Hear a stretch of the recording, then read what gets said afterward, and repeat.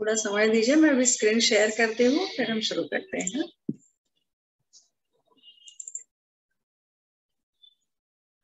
मुझे बताइएगा screen share हो रही है, दिख रही है? कोई एक जन बताइए प्लीज। स्टार्टेड बता रहे, आएगा शायद 2 मिनट में। अच्छा, ओके ओके ओके, आ गया। अच्छा, बस ग्रेट, चलो बढ़िया है। आज का ये हमारा 8वां क्लास है और आप सभी को पुनश्च नमस्कार। आज का जो क्लास है उसमें मैं थोड़ा सा बताना चाहूंगी। अभी जो श्लोक सीखने वाले हैं वो बहुत इम्पोर्टेंट श्लोक है। उसके ऊपर एक कहानी भी प्रेरित हुई है अभी कई सालों पहले, उसके बारे में कभी बताऊंगी। वो ये जो श्लोक है ये काफी महत्वपूर्ण श्लोक है पूरी रामरक्षा में से। तो इसका विवेचन भी करूंगी और फिर इसके और क्या लाभ हो सकते हैं वो भी बताऊंगी। हम शुरू करते हैं। श्री गणेशाय नमः। ओम अस्य श्री राम रक्षा स्तोत्र मंत्रस्य बुधकौशिक ऋषि श्री सीतारामचंद्रो देवता अनुष्टुप छंदः सीता शक्ति श्रीमद् हनुमान कीलकम श्री रामचंद्र प्रीत्यर्थे जपे विनियोगः इति ध्यानम्। आज का जो श्लोक है, आत्तसज्ज धनुषा विशुस्पृशा वक्षया शुगनिसंग संगिनो। ये जो श्लोक है इसकी एक पंक्ति होती है, एक सेकंड मुझे दीजिएगा प्लीज। कुछ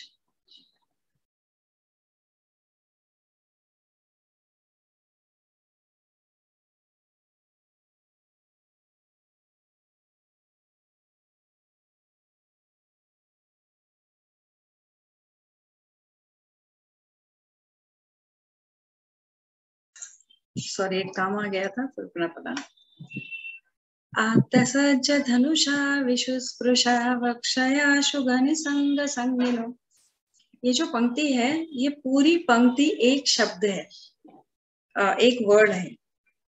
अभी आप देखेंगे तो आत्तसज्ज धनुषा विशुस्पृशा वक्षया, इसमें अगर देखेंगे ये आत्तसज्ज धनुषा, आत्त यानी अभी धारण किए हुए, सज्ज जो कि हमेशा तत्पर रहते हैं, सदैव सज्ज रहते हैं, तत्पर रहते हैं, वैसे धनुषा धनुष्य बाण लेके। तो इसका अर्थ हम ये ले सकते हैं कि अभी धनुष्य धारण किए हुए श्री राम जी धनुष्य बाण को लेकर सज्ज है, ऐसे श्री राम जी। विशुस्पृशा, विशुस्पृशा यानी बाण, ऐसा धनुष्य बाण जो कि धनुष्य की प्रत्यंचा पर चढ़ाया हुआ है। आपने देखा होगा जब धनुष्य बाण होता है या हाथ में धारण किया जाता है तो उसके जो प्रत्यंचा होता है उस पर धनुष्य बाण चढ़ाया हुआ हो, उसे विशुस्पृशा, इस तरह से उसे शब्द में पिरोया गया है। वो धनुष्य बाण, ऐसे धनुष्य बाण लेकर जो खड़े हैं वो श्री राम लक्ष्मण। अब यहाँ पे देखिए, वक्षया शुगनिसंग संगिनो, वक्षया कुछ जो हमारे इसमें शब्द होते हैं उनका अर्थ बड़ा महत्वपूर्ण होता है। वक्षया शुगनिसंग संगिनो, अक्षय रहने वाला, आशुग यानी आगे की ओर जाने वाला बाण, जो कि हमेशा आगे की ओर जाएगा वो बाण। निसंग यानी बाण रखने वाला जो भाता होता है, धनुष्य बाण जिसमें रखा जाता है, वो जो क्या कहते हैं उसे, बर्तन या रखने की जो एक वस्तु होती है उसे कहा जाता है निशंग। और संगिनो यानी उनके संग, उनके साथ हमेशा है, ऐसा अक्षया शुग निशंग संगिनो, ऐसा भाता जिसमें कि ऐसे बाण है जो अक्षय रहते हैं, वो कभी समाप्त नहीं होते। ऐसे भाते में जो बाण रखे हुए हैं वो कभी खत्म नहीं होंगे। तो वैसे श्री राम है कि जो अभी सज्ज हो जाएंगे, अगर मैं चाहता हूं तो वो अभी सज्ज हो जाएंगे मेरा रक्षण करने के लिए, और वो भी धनुष्य बाण के साथ। और वैसे धनुष्य बाण उनके साथ है, उनके पास है कि जो अक्षय है वो कभी खत्म नहीं होंगे। रक्षणाय मम राम लक्ष्मणा वग्रत पति सदैव गच्छता। मेरा रक्षण करने के लिए हे श्री राम और हे लक्ष्मण वग्रत यानी सदैव तत्पर, वग्रत यानी मुझसे आगे, मेरे से पहले वो खड़े हैं। आप सदैव हमेशा मेरे मार्ग पर, पथि सदैव मेरे मार्ग पर हमेशा मेरे आगे चले ताकि मेरा रक्षण आप कर सके। ये विनती, ये श्लोक में ये जो पंक्ति है, इस पंक्ति में श्री बुध कौशिक ऋषि जी कह रहे हैं, आत्सज्ज धनुषा विशुस्पृशा वक्षया शुगनिषंग संगिनो। आप हमेशा मेरा रक्षण करने के लिए मुझसे आगे, मेरे आगे आप तत्पर खड़े रहे और मेरा रक्षण करने की कृपा आप मुझ पर कहे। ये इस दो पंक्ति में कहने की बुध कौशिक जी ये कर रहे हैं कि वो कहे कि हमारा रक्षण आप प्रभु श्री राम और लक्ष्मण दोनों को ये विनती कर रहे हैं कि आप हमारा रक्षण करें। दूसरा श्लोक हम देखते हैं, सन्नद्ध कवची खड्गी चाप बाण धरो युवा गच्छन् मनोरथस्माकं रामं पातु स लक्ष्मण। सन्नद्ध कवची खड्गी चाप बाण धरो युवा, निरंतर हमेशा सज्ज रहने वाले। अभी पहले पंक्ति में जैसे हमने देखा कि हमेशा जो तत्पर रहते हैं, जो सज्ज रहते हैं, कवचधारी, कवची खड्गी तलवार, कवचधारी है जिनके हाथ में तलवार भी है, खड़गधारी भी है।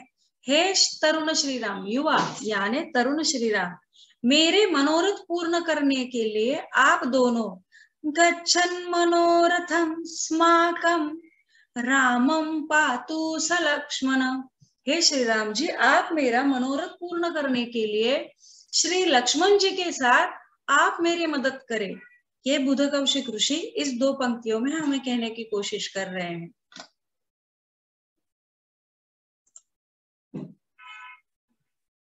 तीसरा जो श्लोक है, रामो दाशरथी शूरो लक्ष्मणोऽनुचरो बली काकुत्स पुरुषो पूर्ण कौसल्यो रघुत्तम। राम दाशरथी शूरो लक्ष्मणोऽनुचरो बली, इसका अर्थ ये होता है, हे दशरथ पुत्र श्री राम, आप शूर है एवं आप लक्ष्मण जैसे बलवान भाई भी आपका अनुकरण करके आपके पगमंडल पर चलने की कोशिश कर रहे हैं या चल रहे हैं। यहाँ पे देखेंगे तो बुध कौशिक ऋषि ये एक पंक्ति में ये कहने की कोशिश कर रहे हैं, जैसे वो श्री राम जी के बारे में कहते हैं तो आपने बहुत जगह पे पाया होगा कि वो लक्ष्मण जी के बारे में भी बात करते हैं, क्योंकि जैसे श्री राम जी रामायण में बहुत महत्वपूर्ण रोल निभाते हैं, वैसे लक्ष्मण जी ने भी निभाया है, क्योंकि वो साये की तरह राम जी के साथ हमेशा रहे हैं। तो वो लक्ष्मण आप जैसे वीर पुरुष है, वैसे ही आपके पगमंडल पर वो अपनी कृति को अनुसरण करके, उनका अनुकरण करके वो चल रहे हैं।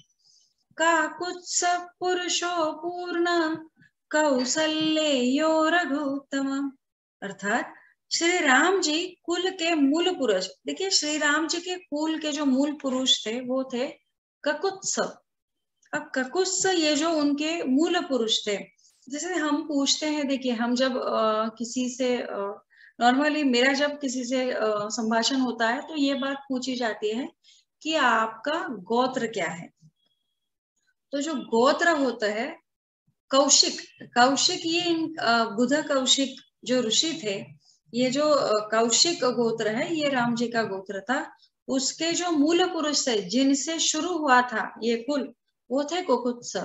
बट इसमें ये उनसे कुल शुरू होने के कारण भी इनके कुल को रघुकुल किया क्यों कहा जाता है, क्योंकि जो रघुकुल रीत सदा चली आई प्राण जाए पर वचन न जाए।